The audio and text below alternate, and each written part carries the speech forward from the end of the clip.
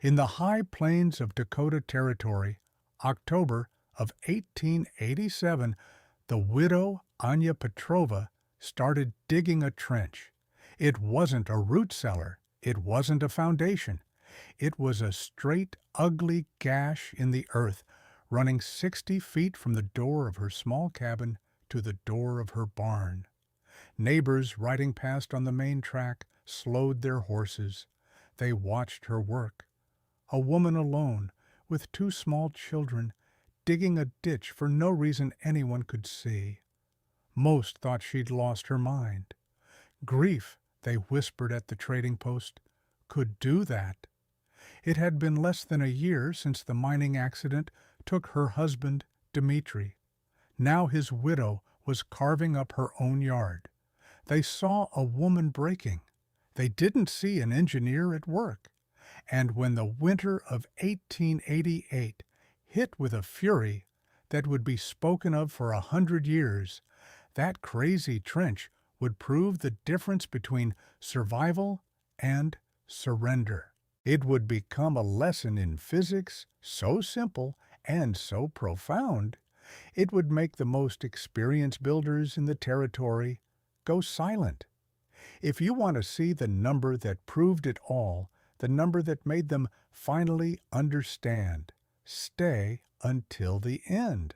What did this quiet widow from the old country understand about heat, earth, and wind that every seasoned frontiersman in the valley had missed? Before you go any further, hit that subscribe button and drop a comment below. Tell us where you're watching from. Anya Petrova wasn't trying to revolutionize anything. She was a 34-year-old mother trying to keep her children from freezing. She and Dmitri had arrived from the Russian Empire 3 years prior, bringing with them 2 children, a handful of savings, and Dmitri's deep knowledge of mining engineering from the Ural Mountains.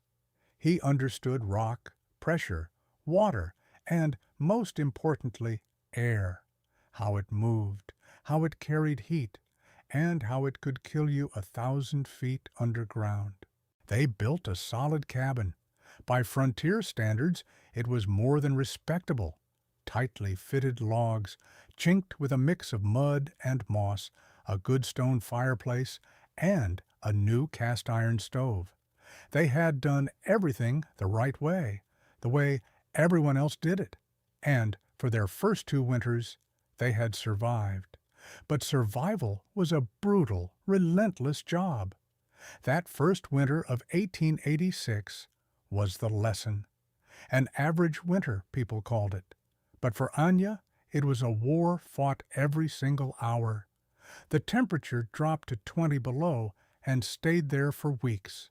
The wind never stopped. It was a physical presence, a predator that clawed at the walls, searching for any crack, any weakness. Wind doesn't just chill the air. Anya knew this in her bones. It strips heat directly from surfaces. A 20-mile-per-hour wind at 0 degrees has the cooling power of 40 below on still air. It was like living in a house that was constantly being robbed. They burned through 7 cords of wood. Dmitri was out chopping nearly every day, his breath freezing on his beard. Anya spent her days feeding the stove, a machine with an insatiable appetite. Her son, Lev, who was 7, and her daughter, Sophia, who was 5, slept in their coats, huddled under every blanket they owned. Anya would stuff rags along the baseboards and windowsills every evening, only to find them frozen stiff by morning. The cabin never truly felt warm. It just felt less cold. They could keep the air near the stove at 60 degrees, but 3 feet away it was 50. In the corners it was barely above freezing. The floor was a permanent sheet of ice. It was a battle of BTUs. A cord of dry oak holds about 24 million BTUs of energy. But their cabin was leaking that energy into the plains almost as fast as the stove could produce it. After Dmitri's death in the spring, Anya faced the coming winter alone. She had the cabin. She had a small savings. She had a barn with 2 milk cows, a dozen chickens, and a sturdy mule. But she had a finite supply of firewood, stacked neatly by the barn. 4 cords. Dmitri had cut it the autumn before. It was all she had. There would be no more. She couldn't leave the children to go logging, and she couldn't afford to buy more. 4 cords to fight a Dakota winter. It was a death sentence. One evening in late September, as the nights began to sharpen, she watched Lev's breath plume in the air as he read a book near the far wall. The stove was already lit against the evening chill, and in that small cloud of vapor she saw the problem with brutal clarity. They weren't living in a shelter. They were living in a sieve. That thought nagged at her. Dmitri used to talk about the mines. He'd say, "The deepest shafts are the warmest. Winter never reaches 100 feet down. The earth has its own heat, Anya. Not much, but it is steady. It never fails."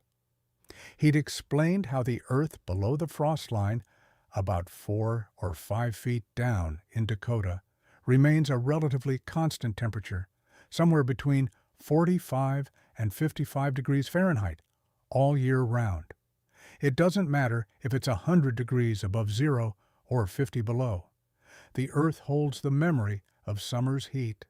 Her plan formed, a plan born of desperation and memory, of frontier necessity and old-world engineering.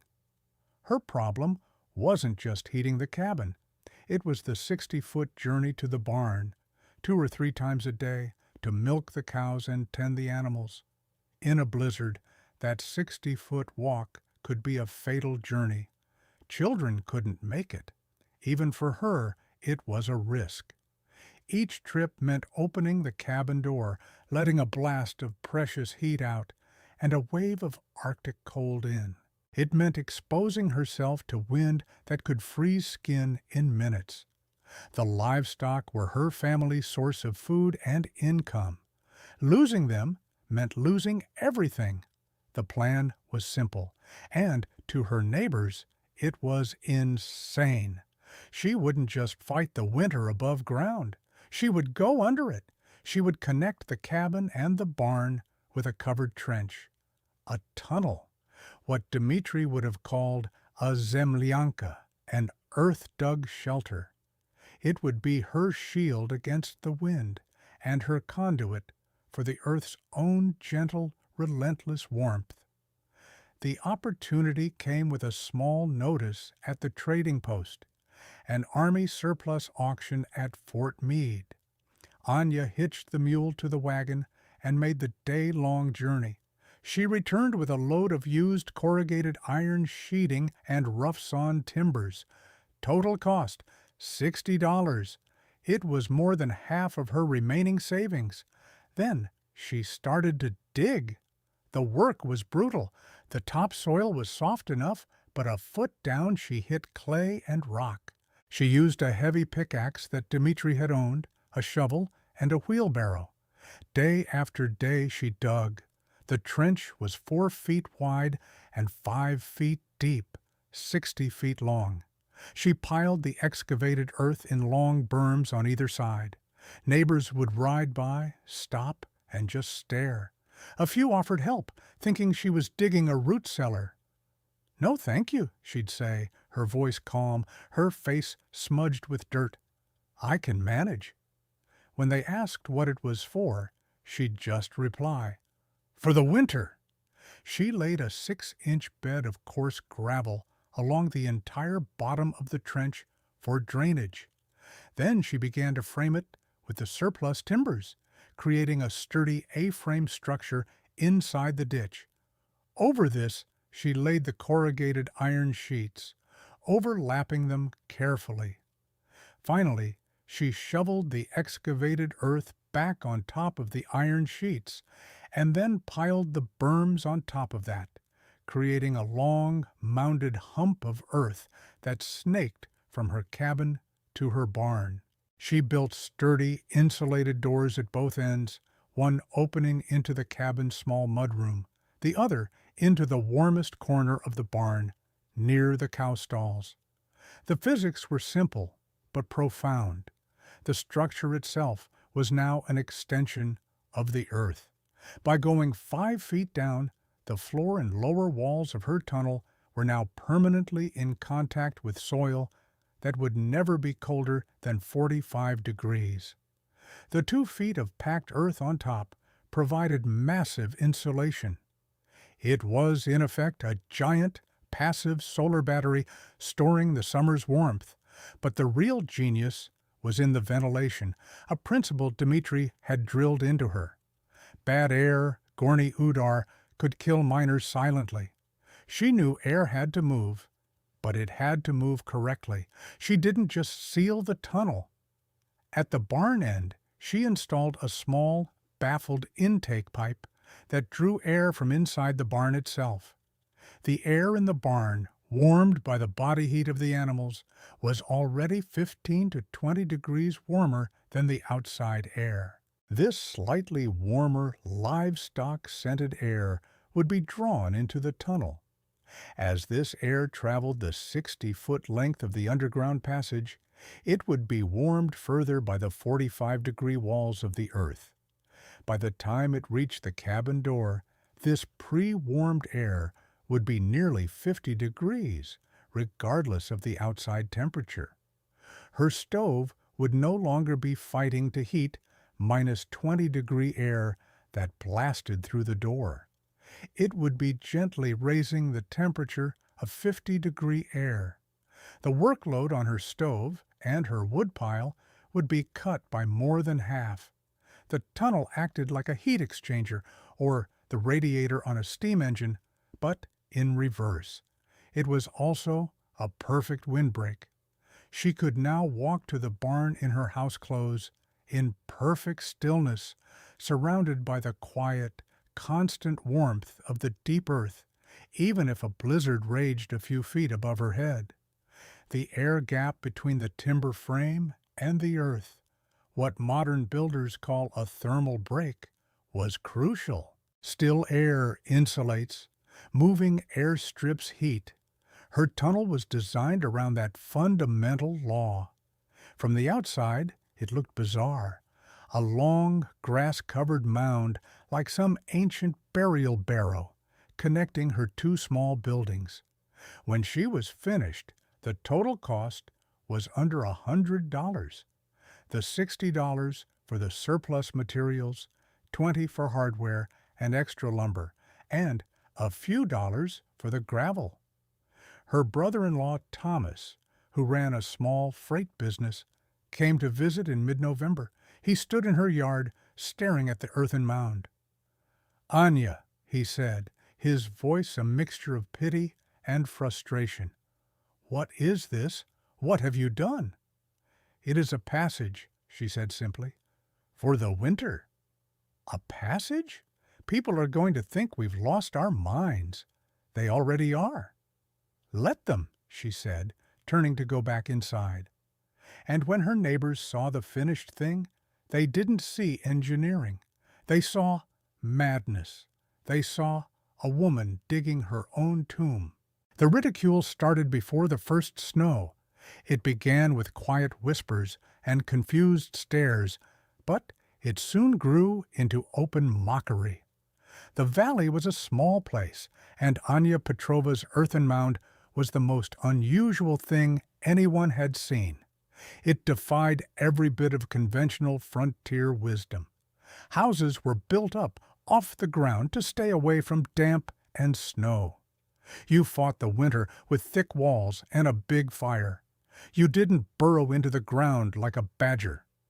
The first to confront her directly was Silas Croft. Croft was the man who ran the sawmill. He was a master carpenter who had built nearly half the cabins in the county, including his own fine, two-story house. He was a man whose professional identity was tied to the traditional way of doing things, and doing them well. He stopped his wagon one afternoon, tying the reins and walking over to where Anya was banking the last of the soil against the tunnel's entrance. He took off his hat, a gesture of respect that felt more like a prelude to a lecture. "Mrs. Petrova," he began, his voice deep and certain, "I don't mean to pry, but I've been building in this territory for 20 years. I know the soil. I know the melt." He gestured at the mound with his hat. "Come spring, when the thaw hits, all the snow on that mound is going to melt and run right down the sides. It'll saturate the ground. That trench of yours is going to fill with water like a bucket. It'll flood your foundation and rot the sills of your cabin clean through. You're building a mud trap, ma'am, a cistern." His objection was technical. It sounded reasonable. It was based on decades of hard-won experience. Anya simply looked at the gravel she had laid at the base of the trench, a detail he couldn't see. She thought of the slight, almost imperceptible grade she had built into the floor, directing any potential moisture away from the cabin and towards the lower-lying barn foundation. She didn't explain this. Arguing with a man like Silas Croft was pointless. He saw what he expected to see. "I have made arrangements for the water, Mr. Croft," she said, her voice even. "Just trying something different." Croft put his hat back on, a slow, deliberate motion. He shook his head. "There's the right way, and there's the wrong way. I hope for your children's sake this ain't the latter." He climbed back into his wagon and drove off, the authority on building having rendered his verdict. The verdict spread. At the general store in town, the talk was less polite. A group of ranch hands were warming themselves by the pot-bellied stove when one of them, a loud, brutish man named Harker, saw Anya's brother-in-law, Thomas, walk in. "Hey, Thomas!" Harker boomed, loud enough for everyone to hear. "I saw your sister-in-law's project. Looks like she's digging her own grave out there. Smart, I guess. Saves everyone the trouble when she freezes solid come January." The other men chuckled. Thomas's face went red. He bought his supplies and left without a word. The cruel nickname stuck. To many in the valley, Anya's home was now the grave house. The community gossip ran through its usual channels. Men at the trading post joked about it. Women at the quilting circle in the church basement spoke of her in hushed, pitying tones. "That poor woman," they'd say. "Her mind must have snapped. All alone with those two little ones." When Anya came to town for supplies, conversations would quiet as she passed. People would stare at her, then at her strange, mounded yard as she drove her wagon away. The pressure fell heavily on Thomas and his wife, Martha. Martha had to face the women of the valley. She heard the whispers firsthand. She endured the looks of pity. One afternoon, she came home from a church social, her face tight with humiliation. "They think she's a fool, Thomas," Martha told him. "They think she's putting those children at risk. They asked if we were going to intervene, if we were going to have the pastor speak with her." This growing unease eventually reached an official channel. Mr. Abernathy, the county extension agent, made a formal visit. He was a man of books and government bulletins, a proponent of scientific agriculture and modern homesteading techniques. He arrived with a portfolio of pamphlets. He was polite but firm. He walked around the mound, tapping it with his boot.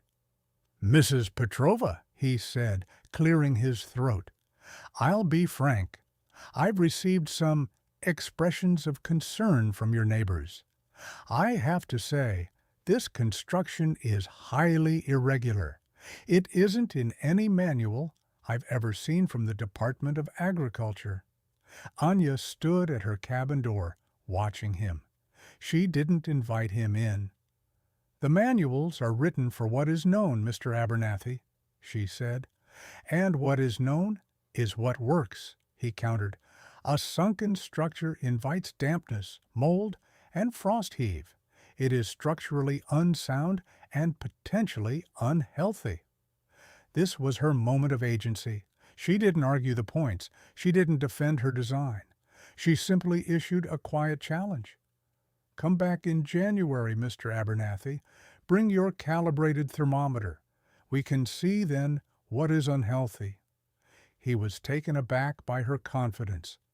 He tipped his hat, promised he would, and left, making careful notes in his logbook. The final, deepest cut came from family. Thomas drove out to her cabin a week later, his face etched with worry. He was a good man, trapped between his concern for Anya and his fear of public opinion. "Anya, we need to talk," he said, standing in her yard, refusing to look at the trench. "This has gone too far. It's not just gossip anymore.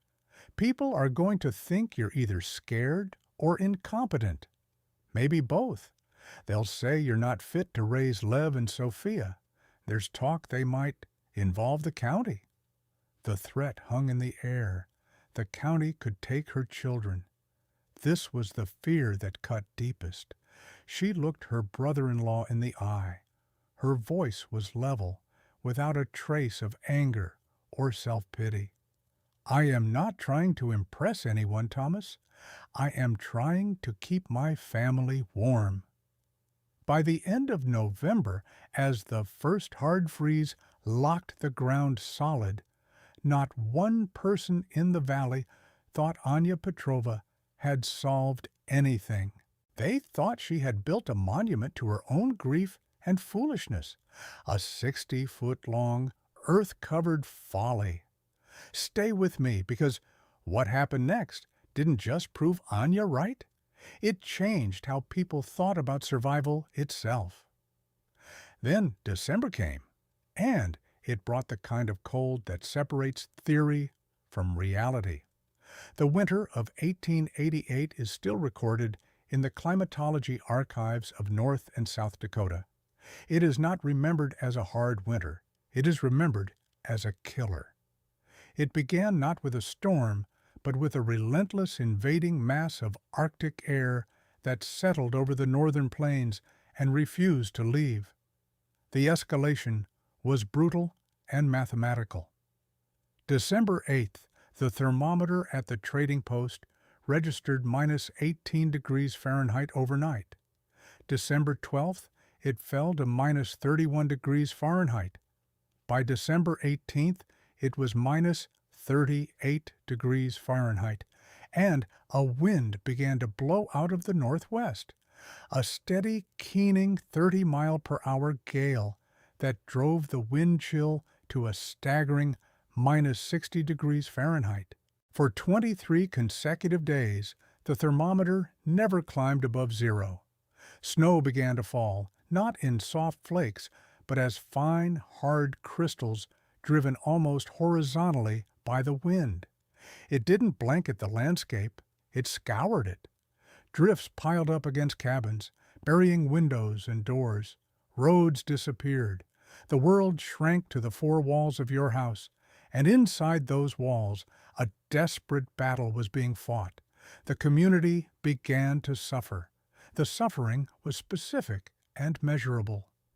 The Colby Ranch, a large and prosperous operation, was burning through 2 cords of expensive, seasoned hardwood per month just to keep the main house at 42 degrees. Their ranch hands, living in the bunkhouse, woke to ice an inch thick on their water buckets. Silas Croft, the master builder, found that his own expertly built home was bleeding heat. The wind pushed cold air through microscopic cracks in his window frames and door jambs. He was feeding his furnace constantly, his family living in a small circle of warmth in the main room, the rest of the house abandoned to the cold. The failures mounted across the valley. Families with green or wet wood found their stoves hissing and sputtering, producing more smoke than heat. Every pound of water in a log requires over 1,000 BTUs of energy just to turn into steam before the wood itself can burn. They were wasting half their fuel just drying it.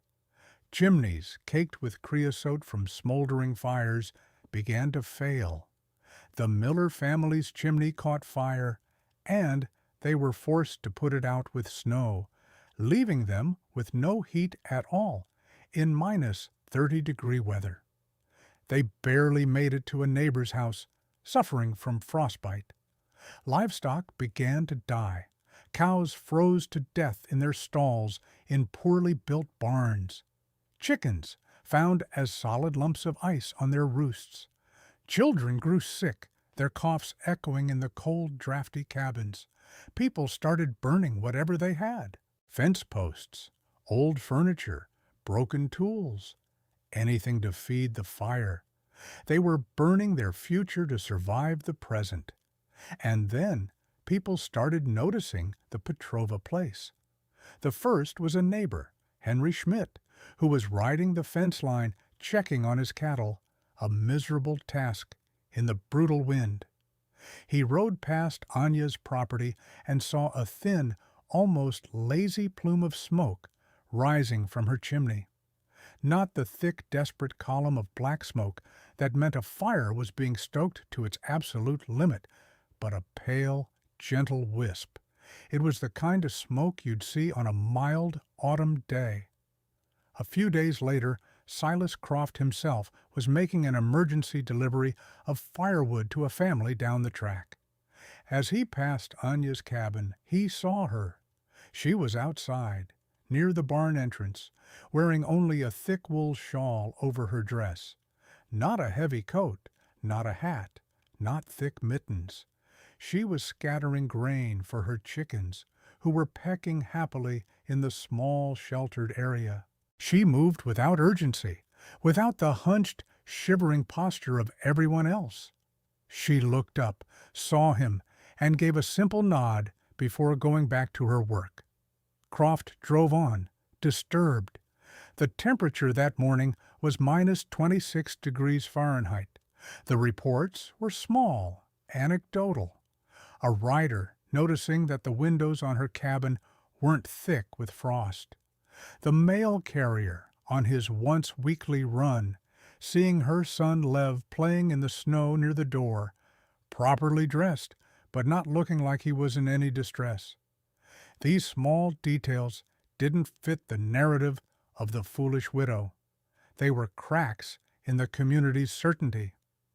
The crisis peaked in the first week of January with the arrival of the school children's blizzard. A sudden catastrophic drop in temperature accompanied by blinding, wind-driven snow.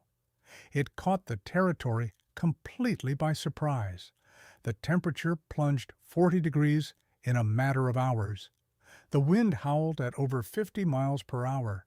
It was a whiteout, a wall of ice and wind. Survival was measured in feet, not miles. Anyone caught outside had little chance. Stay with me, because the number that came out of Anya's cabin during this storm didn't just surprise the valley, it established a new law of survival. The vindication began on January 12th, the day the great blizzard hit. Silas Croft had been up all night, tending his own furnace and worrying about the families on his delivery list. He knew people were running out of wood. He knew they were in trouble. He loaded his sleigh with half a cord of his best seasoned oak, hitched his strongest horses, and set out into the maelstrom. It was an act of profound community spirit, and it was incredibly dangerous. His first stop was Anya Petrova's. He was certain the widow and her children were in the gravest danger. He expected to find them freezing, desperate, maybe worse. He fought his way through the drift to her door and hammered on it, shouting over the shriek of the wind. When the door opened, the first thing that hit him was the warmth. It wasn't the scorching, dry blast of an overstoked stove. It was a steady, gentle, humid warmth. It hit him like stepping from January into May. Anya stood in the doorway. She wore a simple wool dress and an apron. Her face was calm. "Mr. Croft," she said, her voice even against the storm's roar, "you should not be out in this." Behind her, through the cabin opening, Croft saw the image that would forever crystallize the moment for him. Her two children, Lev and Sophia, were sitting at the small wooden table in the center of the room. They were working on a slate with chalk. They were wearing simple cotton shirts, not coats, not blankets, shirts. He was stunned into silence for a moment. He just stared. Is everything all right?" he finally managed to stammer, the question sounding absurd as soon as he said it. "We are fine, Silas," she said, using his first name for the first time. "We are managing fine. Please come in out of the wind." He stepped inside, and the door closed, shutting out the storm. The quiet was as shocking as the warmth. He could feel the heat soaking into his frozen clothes. His beard, caked with ice, began to melt and drip onto the floor. "I brought wood," he said, gesturing vaguely toward the sleigh outside. "I was worried. Your fire." "The fire is fine," she said. "It is very small. We are burning less than a cord every 3 weeks." Silas stared at her. The words didn't compute. A cord every 3 weeks? "Anya, people are burning half a cord a week, and they're freezing." His eyes scanned the room, looking for the trick. He saw the small, efficient cast-iron stove, glowing gently, not roaring red-hot. There were no drafts. None. The air was still and comfortable. He walked over to the wall thermometer, an item he'd installed in every house he'd ever built. He wiped the condensation from the glass with his glove. The mercury sat clearly, unmistakably, at 62 degrees Fahrenheit. Let that sink in for a moment. 62 degrees? While outside, the storm raged at minus 40 degrees Fahrenheit, with winds that made it feel like minus 80 degrees Fahrenheit. A difference of 102 degrees. This was the impossible number. Silas Croft, the man who knew everything about building, who had mocked her work, couldn't process it. He touched the interior walls. They weren't cold. They weren't weeping with frost. They were cool, but not cold. He looked at Anya, then at the children doing their lessons, their faces relaxed, their hands nimble. The data began to assemble itself in his mind, a brutal comparison. The Colby Ranch, 2 cords per month, holding 42 degrees. The Williams family, his neighbors, 1.8 cords per month, barely holding 48 degrees. His own fine house, nearly 2.5 cords per month, struggling to stay at 55 in the main room. And here, in Anya Petrova's grave house, maybe 3/4 of a cord per month, holding a steady, comfortable 62 degrees. The difference wasn't incremental. It was categorical. It wasn't a better way of doing the same thing. It was a different thing entirely. She hadn't just built a warmer cabin. She had built a different kind of system. A system that didn't fight the cold, but negated it. He finally understood. The stove wasn't heating the cabin. The stove was just topping up the heat that the earth was already providing for free. The trench was the engine. It was a massive, passive heat exchanger feeding pre-warmed 50-degree air into the house. Her fuel wasn't just being used to raise the temperature from -40 to 62.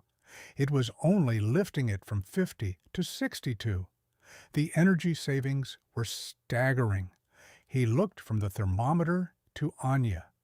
He, the master builder, the authority, had been so focused on the box, the cabin, that he had completely ignored the environment it was in. She hadn't. She had made the earth itself part of her home. He walked to the door, a man humbled. He turned, his hand on the latch. "Anya," he said, his voice low and thick with the weight of his new understanding. "We've been doing this wrong for 50 years. We've been fighting the winter." He paused, looking at the comfortable room. "You've been using it." He left the firewood stacked by her door as a gift, an apology, and a tribute. As he drove his sleigh back into the blizzard, he wasn't just a man delivering aid. He was a convert, carrying a revelation. The human dignity of it was the most powerful part. It wasn't just about the temperature. It was about how they lived. The children could do their schoolwork without shivering. Anya could cook and mend clothes without wearing heavy coats and gloves. They could sleep through the night without waking up to stoke a dying fire. The system turned winter from something to survive into something to live through. A week later, when the storm had passed, Mr. Abernathy, the extension agent, returned. True to his word, he brought his calibrated instruments. He measured the temperature inside the cabin, inside the tunnel, and outside. He documented the fuel consumption. He took meticulous notes, his face a mask of professional astonishment. The numbers confirmed everything. He had arrived a skeptic. He left a documenter. Anya showed him the logs she had kept all winter. Daily notes on outside temperature, inside temperature, and the exact amount of wood burned. This wasn't luck. It was data. Word spread, carried by Silas Croft and Mr. Abernathy. The story of the widow's folly became the story of the widow's genius. The mockery curdled into awe. The laughter died in people's throats, replaced by a grudging, then open respect. The name Grave House was never spoken again. By the time the brutal winter of 1888 finally broke, half the valley knew something impossible was happening at the Petrova place. The story, carried by a humbled Silas Croft, became a local legend almost overnight. But it didn't remain a legend for long. It became a blueprint. The first convert was Henry Schmidt, the neighbor who had first noticed the strangely thin smoke from Anya's chimney. Schmidt was a practical man, a German immigrant who valued efficiency over appearances. His family had suffered terribly during the blizzard. They had lost a dozen head of cattle and had been sick for weeks. In early April, as the ground thawed, he walked over to Anya's cabin. He didn't waste time with apologies. "Mrs. Petrova," he said, hat in hand, "Mr. Croft told me what you have done. I ask you, will you show me?" Anya didn't gloat. She didn't remind him of the whispers or the stares. She simply nodded and walked him through the system. She showed him the framing of the tunnel, explained the drainage, the ventilation, the crucial role of the animal heat from the barn. Schmidt built a simpler version. His was shorter, only 30 feet connecting his kitchen to his milk house. He used fieldstone for the lower walls instead of timber, but he followed her core principles. Go below the frost line, insulate the top, and pre-warm the air. The following winter, his family lived in a comfort they had never known, and he cut his wood consumption by 60%. This proved the concept was replicable. the idea began to spread organically, driven by necessity. By that summer, a dozen families were digging. They called them Petrova passages or warm ways. Each one was slightly different, adapted to the local terrain and available materials. Some were simple trenches, others were more elaborate, with stone-lined walls. But the core idea was the same. Mr. Abernathy, the extension agent, did more than just take notes. He published a special bulletin through the Territorial Department of Agriculture. It was titled Geothermal Augmentation for Plains Dwellings, a case study of the Petrova system. It was filled with his data, diagrams, and a clear, concise explanation of the physics. The bulletin gave the idea institutional legitimacy. It spread to other counties, then into Minnesota and Montana. Within 5 years, variations of Anya's design were being used by hundreds of homesteaders across the northern plains. What Anya Petrova had built in 1887 using principles remembered from Russian mining camps, anticipated by nearly a century what modern building scientists would rediscover and call an earth-sheltered structure and a ground-coupled heat exchanger. She had no scientific vocabulary for it. She just knew what worked. Years later, when a visiting journalist asked her if she was proud of her invention, she just shook her head. "This is not new," she said, her voice still quiet after all that time. "It is just correct. The earth is not an enemy. It is a blanket, if you know how to use it." Her son, Lev, would go on to study engineering at the university, his path set by a lesson he learned not in a classroom, but in a warm, comfortable cabin during the worst blizzard in Dakota history. The trench itself, the original, stood for over 70 years. The cabin and barn are long gone, but a long, gentle depression in the earth still marks the path of the passage, a subtle scar on the land that tells a story of quiet competence triumphing over conventional folly. The frontier didn't reward stubbornness or tradition for their own sake. It rewarded what worked. Anya Petrova's story is a reminder that sometimes the most revolutionary ideas are not about inventing something new, but about seeing the world with fresh eyes and remembering the simple, powerful truths that tradition can sometimes cause us to forget. The earth is warm, the wind is cold. The challenge is to connect to the one and shelter from the other. Drop a comment below. What's the coldest winter you've ever had to face? And don't forget to subscribe for one proven frontier technique every single week. Thanks for watching. This video presents historically inspired reconstructions of frontier engineering techniques. The characters, names, and specific events depicted are fictional, created for narrative purposes.